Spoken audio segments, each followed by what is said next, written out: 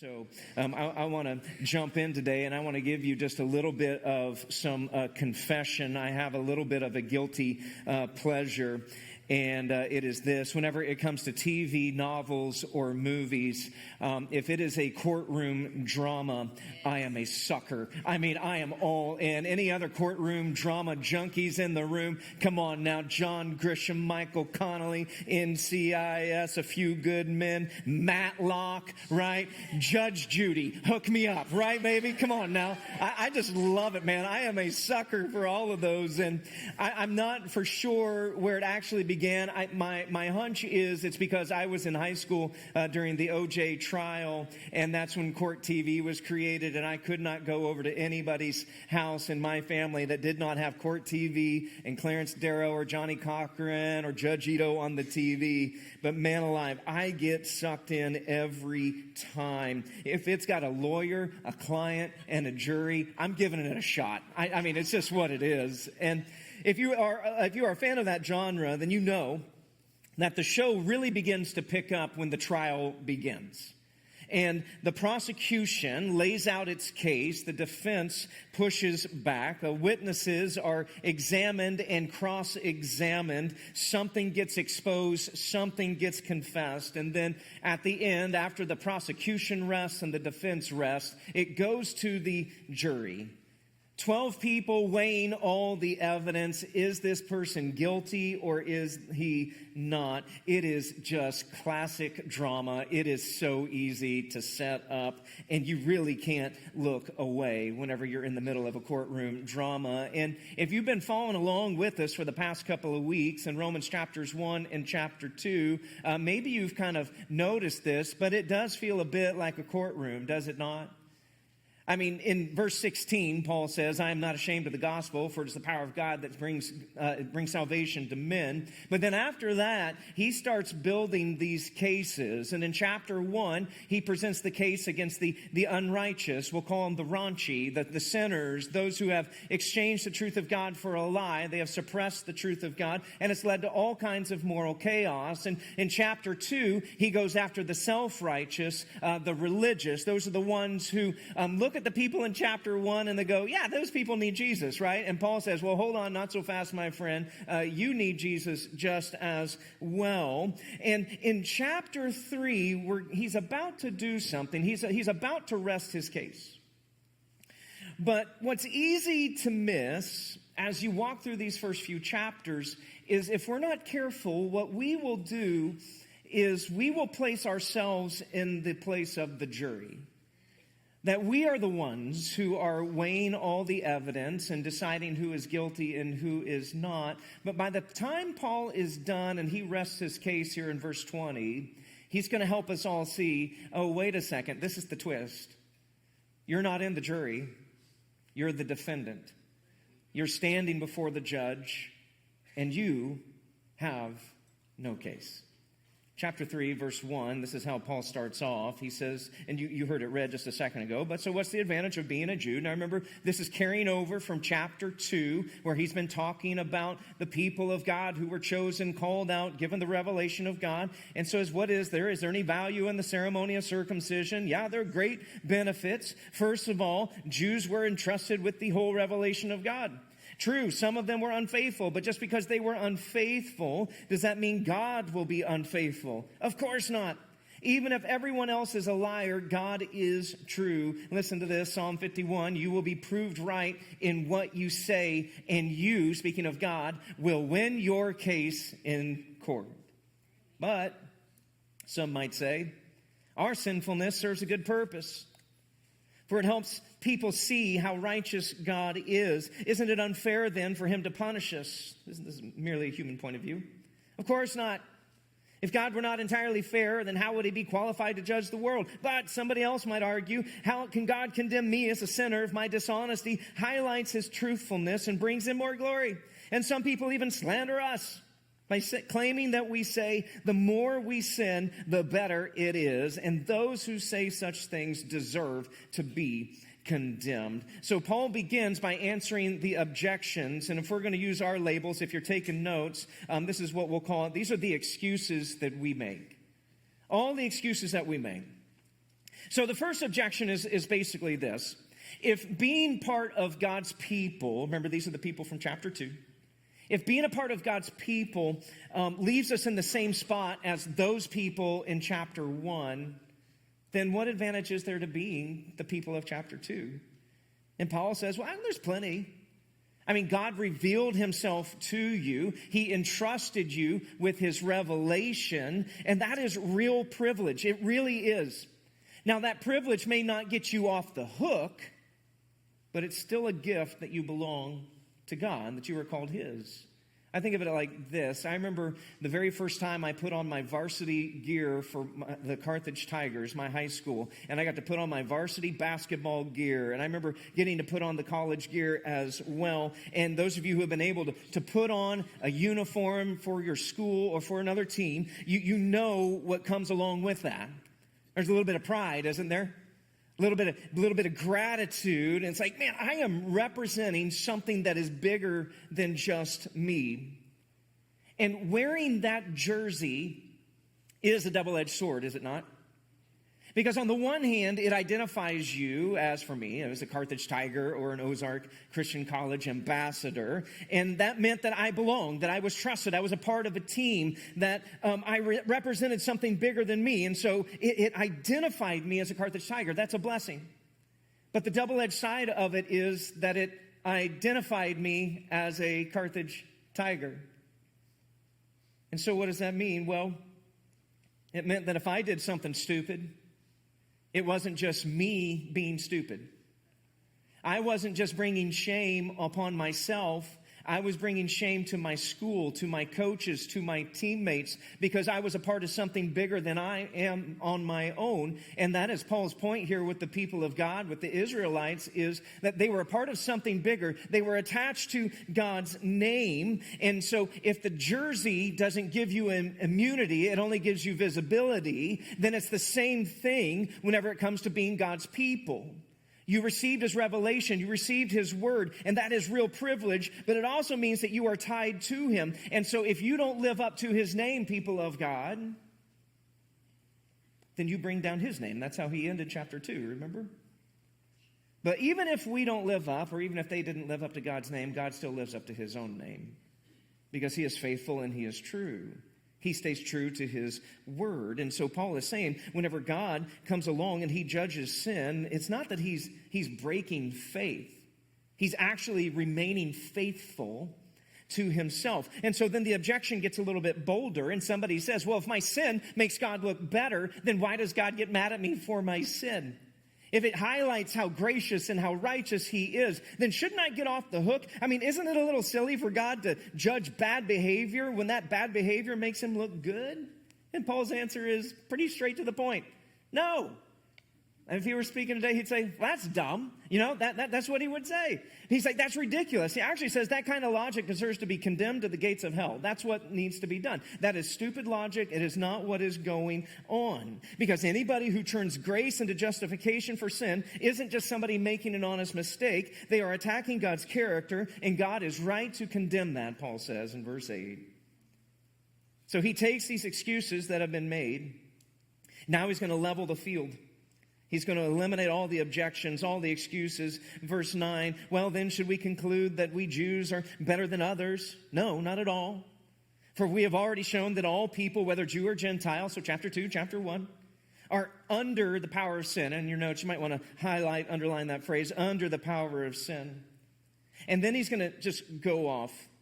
As the scriptures say, no one is righteous, not even one. No one is truly wise. No one is seeking God. All have turned away. All have become useless. No one does good, not a single one. Their talk is foul, like the stench from an open grave. Their tongues are filled with lies. Snake venom drips from their lips, and their mouths are full of cursing and bitterness. They rush to commit murder, destruction, and misery always follow them. They don't know where to find peace, and they have no fear of God at all. So here's the next label we'll use. This is the evidence that we face. Paul says we are all under the power of sin. Now that phrase, it's an interesting phrase because what it's the picture of, it's being buried. So It is being buried, it's being pressed down, it is unable to dig out. It is under the power of sin. And he says all of us are under that power. It's been stacked on us. And it's your sin, it's my sin, it's sins committed against us, it's patterns that we inherit. But Paul is saying all of it stacks up and it just lays on top of us. And his point is very simple, is that none of us get to claim innocence. Because we are all under this same power. There is no one righteous, he says, not even one. We are under the power of sin. And that is, my friends, really, really bad news. Now, these first three chapters, I'm really ready to get into like chapter 4, chapter 5, chapter 6. But can I just say, these first three chapters are heavy, y'all. They really, really are. And the reason they are is because before Paul can give us the cure, he's got to give us the diagnosis. Before he can give us the good news, he's got to give us the bad news. And so chapter 1, chapter 2, chapter 3, it's bad news, bad news, bad news, bad news. And here's the thing that I know what happens whenever we are presented with bad news. We generally do one of three things. We either minimize it, we indulge it, or we try to manage it. Here's what I mean. We minimize it. Your doctor comes in and says, I have never seen cholesterol this high. I didn't know cholesterol could get into 4 digits. Okay? This is amazing. I've never seen a 1,200 cholesterol count. This is something else. And what do? You minimize it and you go, well, I'm sure somebody else has higher cholesterol than that. You know, I know he says it's a record, but there's a lot of people out here. So we just kind of minimize it, or we indulge it. Like, I know my cholesterol is 1,200. What's another cheeseburger going to do, right? I mean, come on now. Might actually lower my cholesterol just eating a cheeseburger. I'll leave the bacon off this time, okay? So we indulge it, or we manage it. And we go, I know it's that high, but I actually feel kind of good.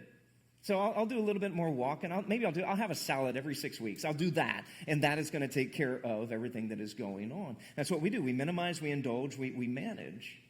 We do that physically, we do that emotionally, we do that relationally, we do that financially, and we do that whenever it comes to our sin as well, don't we? We get presented with the bad news, and what do?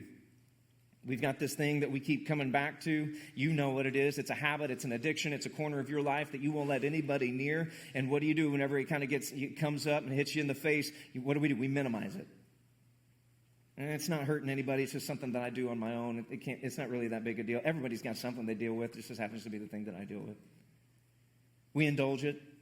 I've tried to quit 1,000 times. It's just not working. I just don't know that it's ever going to be that. I think this is just who I am, so I'm just going to go with it. And we try to manage it. You know what? I'm just going to get 7 accountability partners because 3 aren't working. And I'm just going to do this. And I'm just going to try harder this time. I'm just going to manage it. I'm going to white knuckle it down. And yet here we are. Still dealing with it. And Paul says, listen, sin's not something that you get over, you give into, or that you manage. It's something that you are buried under. And if you're buried under it, you need somebody to pull you out. And to prove his point, he starts stacking scripture like evidence exhibits in court. He gives 14 accusations right here. 14, all of them from the Old Testament, all of them quotes from Psalms in different places. And he basically, they're against our minds, our mouths, and our lives. Our mind, nobody seeks God because left to ourselves, none of us do. Goes at our mouths. He calls them an open grave, snake venom filled with cursing. Then he goes to our feet saying that you rush toward destruction. In other words, it's not that you just had a bad night, but this is the path that you just continue on. And the root of it all, well, there's no fear of God at all. And that list, I don't know, there's something uncomfortable about this list. Because if you take time and you go through and you read all the passages that these come from, these are all things that were prayed by people who were surrounded by evil. They were lied to, they were betrayed, they were targeted, they were crushed. And so everything that they're writing here isn't like theory for them. These are things that they actually lived and they actually experienced. And it's what it's like to live in a world where sin is pressing and it's harming you. And what Paul does is he takes all of these scriptures, all of these things, and he drags them into the court. And he says, listen, these aren't only words about what has been done to you. These tell the truth about what sin does in you. This is all happening in you and in your heart. Because his point is we're all in the courtroom. Everybody's a defendant. It's not just the people who hurt you. It's not just the people who wronged you. Every single one of us before God, we are a defendant. And that's why this section isn't meant to end with, man, those people are awful. It's meant to end with, I have nothing left to say. And that's exactly what he points out next, verse 19. Obviously, the law applies to those to whom it was given, for its purpose is to keep people from having excuses and to show that the entire world is guilty before God. For no one can ever be made right with God by doing what the law commands. That phrase there, to keep people from having excuses, literally it means that every mouth may be stopped. There's nothing to say. After all the charges have been read, both the unrighteous and the self-righteous, there is no defense left. And so we just stand there before the judge. No excuse, knowing that we have no case. We are busted. We are guilty. No excuses to be given. I remember whenever I was in high school, I tried to pull off what I thought was a very clever gambit. I tried to pull off the lie to your parents about going over here while going over somewhere completely else. And I know in this room, I am talking to a bunch of people who never lied to their parents. So I know you're going to judge me hard. And I get that. It's my cross to bear. Okay. But I thought that I had set it up really well. I thought I was so smart, man. 17, you know so many things. And I had told my parents that I was going to be going over to my buddy Chad's house to hang out with a few guys and go camping. All the while, I was going over somewhere completely else. And I worked on it for a couple of weeks. I talked to my buddy Chad, and it was just like, bro, you going to cover me? You going to cover me? Yeah, I got you, man. I got you. I got you. And say, all right. So the time came, and that Friday, I launched out on my caper. And honestly, everything was going really well. It went so well. I mean, it was perfect until my drive back on Saturday because I blew a tire on my way back to the house. Now, remember, this is pre-Life 360, pre-cell phones, the good old days. And so the only way to call back would be to find a payphone. And where I was, there was no payphone. So whenever I didn't show up on time, my mom, who I'm pretty sure knew what I was up to in the first place, because moms are close to omniscient. My mom called Chad's mom and said, hey, has Adam left the house yet? So whenever I got home, Mom met me in the driveway. Now, kids, let me just give you a little bit of a secret here. If you pull into your driveway and your parents walk out to meet you, it's never good. It's never good, okay? And so she walks out to the driveway and she sees me and she's like, hey, you're here a little bit later than I thought you were going to be. And I was like, yeah, I was pulling out of Chad. You know, he lives on a farm. We were out there camping and I busted a tire, man. And you know how the tire shops, they put those lug nuts on just too tight and we couldn't even get it off. It took us 45 minutes just to get those lug nuts loose, but we got it, Mom. I got the spare on and then I came straight home. Then I came straight home to see you. And she just looked at me, let me just continue, just like pull and pull and pull and pull. And then she just dropped the hammer and she said, hey, so about that, I called Chad's mom. You were never there. I didn't even know. I had nothing to say. It was just like, say what? I was caught. No excuse.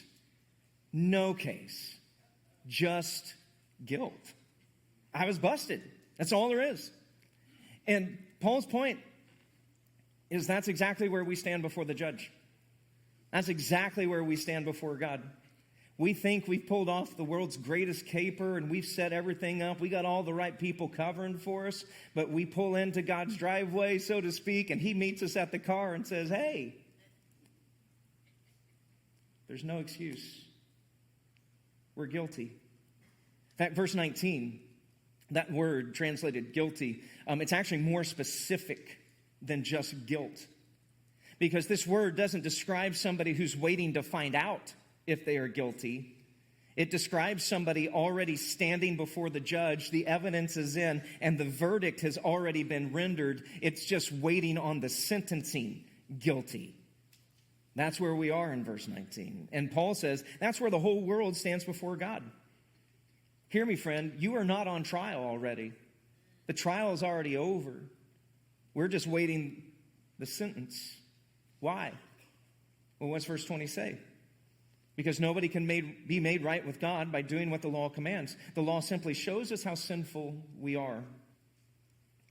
Friend, there's not a single one of us in this room watching online right now who by our actions can be made right with God. No one, not the immoral, not the moral, not the religious, not the raunchy, not the disciplined. No one can make themselves right with God. That phrase, be made right, means to be declared righteous. We cannot acquit ourselves. We cannot clear ourselves. And Paul says, honestly, that was never the point of the law. That was never the point of God's commands in the first place. The law was never meant to be a ladder that you and I climb to get all the way to God. It's always been meant to be a mirror to just reveal how sinful we are.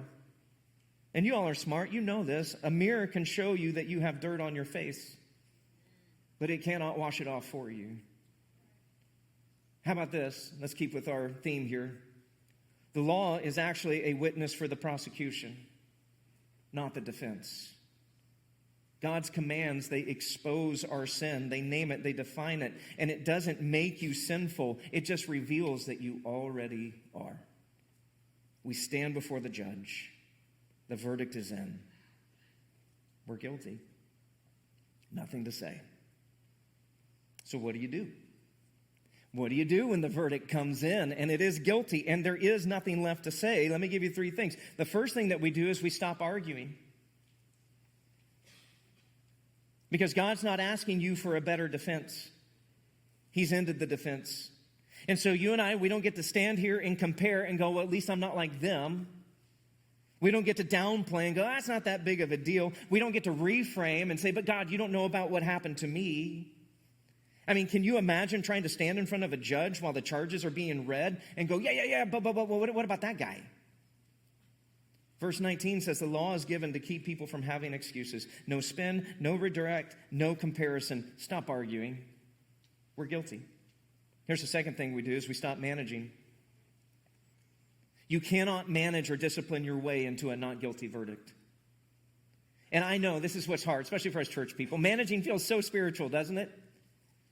It feels responsible, but it is so easy for managing to drift into self-representation. And we'll say things like, all right, I'm going to pray more, I'm going to serve more, I'm going to try harder. And we should do all of those things. But we need to make sure that we are watching our motivation for them. If we're praying more, serving more, and trying harder because we think it's building up a better defense for ourselves, we're fooling ourselves. There is no defense. We just receive. We receive grace. I love what Dallas Willard said. He said, grace is not opposed to effort. It is opposed to earning. So we do the hard things. We do those things. But it's not because we're trying to earn anything. It's because we've received His grace. We don't need better management. We need deeper mercy. And then here's the last thing. We start trusting. Which is the hardest thing to do for somebody who's spent their entire life defending themselves. Because it means that you and I, we have to admit, I can't fix this on myself. I can't fix this on my own effort. It means I got to stop representing myself and I got to let Jesus take my case. One of the things I find interesting about Romans 3 is it's not about how you feel in the moment. It's a verdict. Because whether you feel it or not, the verdict doesn't change. And whether you sit in here today and you feel guilty or you don't feel guilty, it doesn't matter. The verdict is the same. The courtroom really doesn't care about your emotions. It's just saying we are all guilty before God. It's not based on how you feel. It's based on what is true. And so trusting means I stop defending myself and I trust the one who stood in my place. I trust Jesus because He's the one who took the sentence on my behalf. So what do? The verdict is in. We stop arguing. We stop managing. We're going to start trusting. Because here's your bottom line. Guilty is the verdict. And grace is the only rescue. Guilty is the verdict for every single one of us. And grace is the only rescue for all of us. There's an old Paul Harvey story. And if you don't know him, talk to your grandparents or your parents because they know who he is. But there's a guy, he told a story about a guy by the name of Gary Tyndall who was on trial for robbery in California. And he was standing in the courtroom of Judge Rodriguez, and Tyndall asked, he's like, hey, I need to use the restroom. Need a bathroom break. So they gave it to him. They escorted him upstairs to the bathroom. And the door was guarded the entire time that he was inside. But Tyndall didn't intend to just use the restroom. He was determined to escape. And so he climbed up the plumbing. He pushed open a ceiling tile. And he started crawling over that drop ceiling, trying to escape and find freedom. And he made it about 30 feet. And that's when the ceiling gave away, and he dropped straight down, right back into Judge Rodriguez's courtroom, right in front of the judge. Y'all, that is what it looks like whenever we try to outrun the verdict that Paul lays out here in these first 3 chapters. You might be able to crawl for 30 feet. You might be able to do a little bit of maneuvering, and you can try to get creative, but y'all, you're still going to end up in the courtroom. Because you cannot crawl your way out of guilt. You can't escape it. And every single one of us, we are all standing there. We're not the jury. We're the defendant. We're the guilty. We have no defense. And in verse 20, Paul could have said this: the prosecution rests its case. And the defense would have had nothing to say. But I got to say this. I would be committing pastoral malpractice if I left us right here. If I left us there in verse 20, thankfully the book of Romans doesn't end there in verse 20 of chapter 3. He doesn't stop writing there. He has given us all the bad news to set us up for the good news. And we're going to start looking at this next week, so you need to come back next week. But let me leave you with the first 2 words of verse 21. They are this: but now. But now. We are guilty. We have no excuse. We stand before the judge. No one is righteous. But now, God has made a way to make us right with Him apart from the law. But now, Jesus Christ enters the room. And Jesus doesn't enter the room as a better attorney. He doesn't enter the room as a character witness for you or for me. We actually find out He's the one who's been sitting on the bench the entire time, hearing all the things. And what this judge does is he gets up off the bench, he steps down, takes the place of the defendant, and says, whatever they were going to get, I will take upon myself. But now, a way to be made right with God has been made known. Jesus Christ died to break the power of sin that buried us. You cannot earn it, but you can receive it by faith. If you're not a believer today, here's what I would say: just stop defending yourself. Stop managing and trust Jesus. Put your faith in what He did for you on the cross, taking all of our sins upon Himself. If you are a believer, you know what your sin is costing you. So stop trying to manage it and bring it to Him, and let grace do what discipline could never do. Come as you are. No excuse. No defense. Just saying, I can't fix this, but you can. So drop your case today and receive His grace. If you've never done that, we want to give you a chance. Our prayer partners will be here during this song. They would love to pray with you, to pastor you through this. If there's something you just need them to pray with you about, then you come on up as we sing here in just a moment. Father, we thank you so much that it is not dependent on us, but that it is dependent on you. that you have provided a way for us to be made right, that you have taken our place, set us free. And so, Jesus, we receive from you the free gift that only you can offer. And we pray this in your powerful name. Amen.